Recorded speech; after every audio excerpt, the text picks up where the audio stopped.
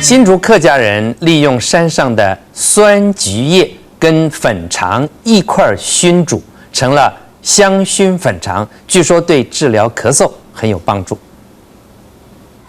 抓起一把粗盐往锅里头撒，铺上一层酸菊叶，再把洗好的粉肠放上去，用小火慢慢熏煮2个小时。一盘香喷喷的香熏粉肠就此大功告成。居民说，香熏过程一切按照古法，是早期客家人止咳的秘方。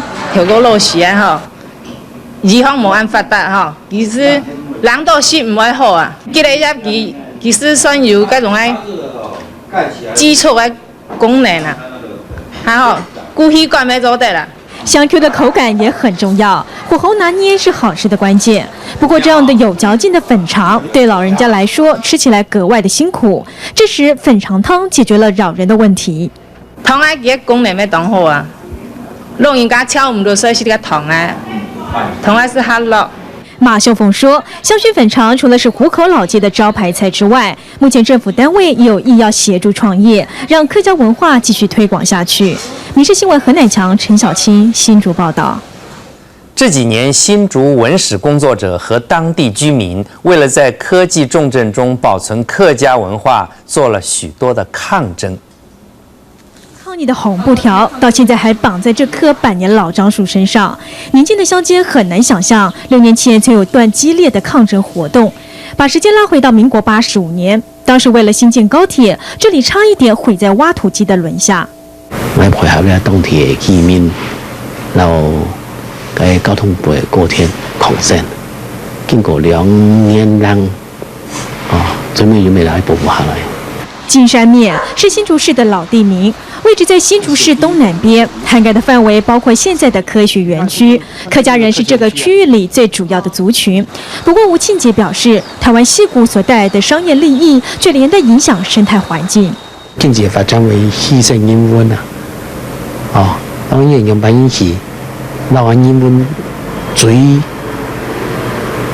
本期一最罕土冇破壞，那種你係咩？當時就係會考慮。吴庆杰表示，一切的抗争目的只为了保护家园，为金山面留下珍贵的文化资产，就如同这首《金山面之歌》一样，组成现代新社区。金山面前看长远。面前看长远。民视新闻何乃强、陈小青新竹报道。台北市立师院教授吴长鹏，身为客家子弟，努力把客家文化融入他自己的画作之中。从小就喜欢接触大自然的师大教授吴长鹏，底下所画的都是优美的风光水色。由于本身又是龙潭的客家子弟，所以桃园地区所有的山水以及客家村庄的生活景象，都是他最常发挥的题材。